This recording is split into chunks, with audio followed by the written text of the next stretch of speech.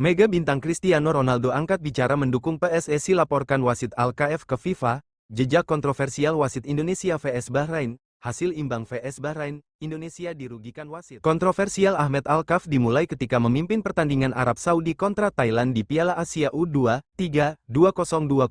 Kepemimpinannya sempat disorot ketika memberikan penalti kepada Arab Saudi.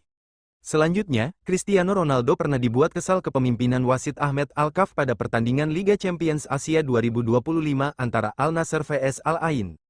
Ahmed Al-KAF karena ringan tangan pada laga tersebut, ia mengeluarkan 9 kartu kuning dan 1 kartu merah kepada bek Al-Nassr Aiman Yahya. Hasil ini membuat Al-Ain keluar sebagai pemenang atas Al-Nassr pada Liga Champions Asia 2024 dan Cristiano Ronaldo dan kawan-kawan tersingkir di laga tersebut. Kontroversial berikutnya, pada Piala AFF 2014 silam, Ahmed Al-KAF pernah menjadi sasaran amarah pendukung Singapura karena memberi penalti kontroversial untuk Malaysia. Ahmed Al-KAF pernah dilaporkan oleh AFC pada 2020 lalu oleh klub Irna, Istiqlal Tehran karena kepemimpinannya di pertandingan melawan Pakhtakor pada Liga Champions Asia pada September tahun 2020 lalu.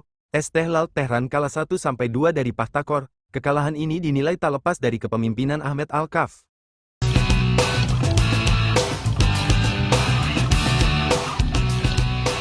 Laga belum genap berusia 2 menit, pemain timnas Indonesia Malik Rizaldi tergeletak usai bertabrakan dengan bek Bahrain.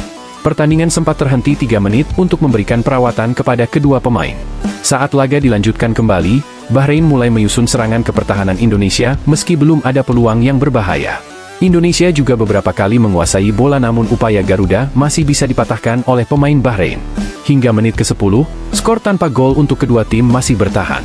Lini belakang masing-masing tim cukup solid pada awal pertandingan. Bahrain mendapat peluang lewat tendangan bebas pada menit ke-15. Sepakan Mohamed Marhon membentur mistar gawang sebelum memantul ke tanah dan keluar.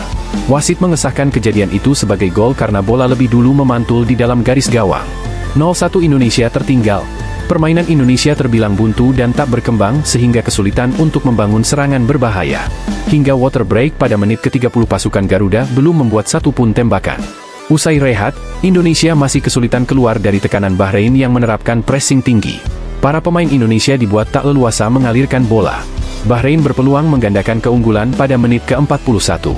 Beruntung kiper Indonesia Martin Paes masih bisa menepis tembakan kencang Ali Madan. Gol yang ditunggu publik Indonesia pun tiba pada injury time babak pertama.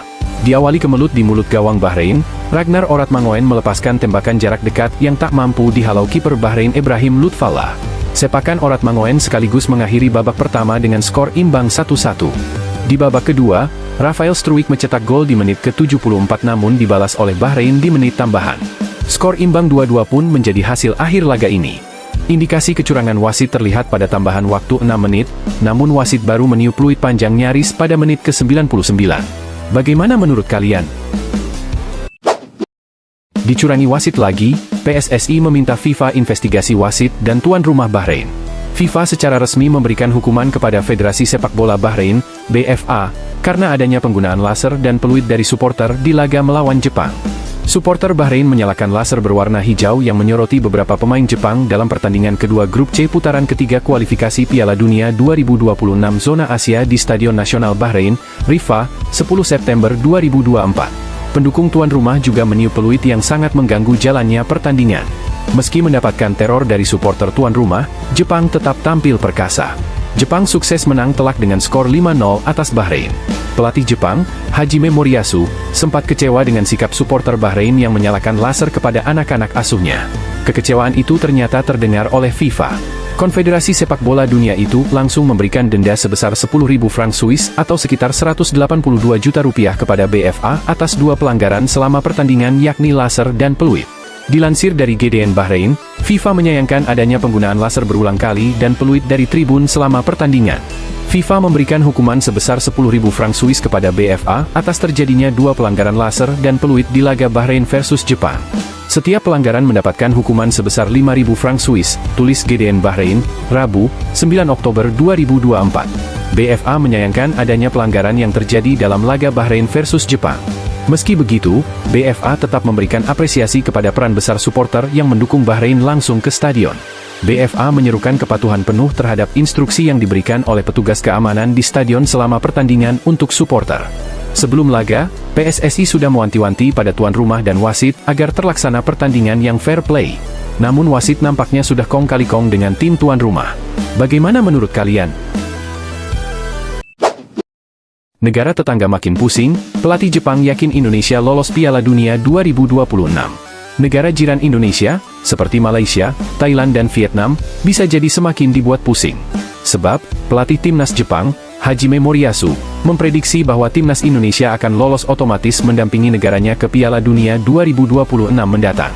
Moriyasu memuji permainan timnas Indonesia yang akan bertemu di putaran ketiga kualifikasi Piala Dunia 2026 zona Asia. Timnas Indonesia menjadi kuda hitam di putaran ketiga kualifikasi Piala Dunia 2026 zona Asia.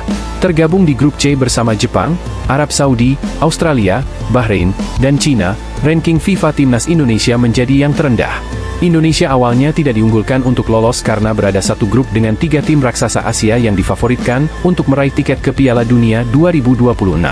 Meski begitu, pelatih timnas Jepang Hajime Moriyasu justru menilai timnas Indonesia punya potensi untuk membuat kejutan.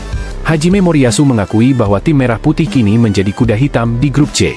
Menurutnya, Indonesia adalah kekuatan baru yang perlu diwaspadai. Bahkan, pelatih 56 tahun itu berani menjagokan timnas Indonesia lolos dari grup C mendampingi Jepang.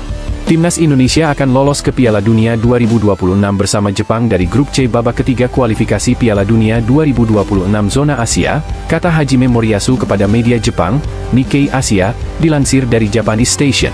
Bagaimana menurut kalian? Shin Tae-yong didorong panggil Beto Goncalves ke timnas Indonesia gara-gara masuk daftar 20 besar pencetak gol terbanyak di dunia. Harapan itu diutarakan beberapa netizen di media sosial di unggahan kolom komentar akun Gosip Football. Beto semoga dipanggil lagi sama ST, tulis akun Blueblak1210. Santai aja pasti dipanggil untuk AFF, sambung akun Ervan18. Dorongan ini muncul karena jurnalis berdarah Jepang Argentina Carlos Arasaki baru saja merilis data 100 pemain aktif yang mencetak gol paling banyak. Berdasarkan data yang diambil hingga 1 Oktober 2024, di luar dugaan Beto Goncalves menempati peringkat 22 dunia dengan 346 gol. Beto Goncalves yang sepanjang karir profesionalnya pernah membela Madura United, Sriwijaya FC, Persipura Jayapura hingga kini membela PSBS Biak, mengungguli nama-nama beken seperti Radamel Falcao, 344, Kylian Mbappe, 338, hingga Ciro Immobile, 312. Di Asia Tenggara, hanya Beto Goncalves yang menempati peringkat 20 besar dunia. Pesaing terdekat Beto Goncalves adalah penyerang timnas Thailand, Terasil Dangda, yang mengemas 296 gol dan menempati peringkat 44 dunia. Kemudian pertanyaan muncul, jika berdasarkan data Transfermarkt, jumlah gol Beto Goncalves cuma 146 gol. Kenapa menurut data Carlos Arasaki jumlah gol Beto Goncalves menembus 346 gol? Di Transfermarkt, jumlah gol yang dihitung hanyalah ketika Beto Goncalves merumput di Liga Indonesia. Sementara itu, gol-gol Beto saat merumput di Liga Brasil dari 1999 hingga 2008 tidak tercatat oleh Transfermarkt, namun Carlos Arasaki berhasil mendapatkan datanya. Sekarang yang jadi pertanyaan, tertarikkah Shin Tae-yong memanggil Beto Goncalves? Berhubung Shin Tae-yong gemar mengandalkan penyerang muda yang piawai melakukan pressing, hampir tak ada peluang Beto Goncalves comeback ke timnas Indonesia, sekalipun untuk tampil di Piala AFF 2024. Bagaimana menurut kalian?